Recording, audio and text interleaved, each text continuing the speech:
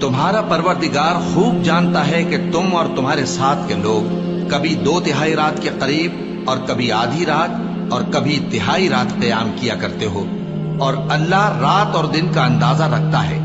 उसने मालूम किया कि तुम उसको निभा न सकोगे, तो उसने तुम पर मेहरबानी की। बस जितना आसानी से हो सके उतना कुरान पढ़ लिया करो।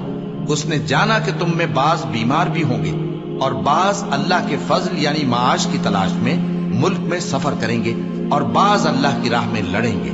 तो जितना आसानी से हो सके उतना कुरान पढ़ लिया करो और नमाज कायम करते रहो और ज़कात अदा करते रहो और अल्लाह को नेक नियति से कर्ज देते रहो। और जो अमल नेक तुम अपने लिए आगे भेजोगे उसको अल्लाह के यहाँ बेहतर और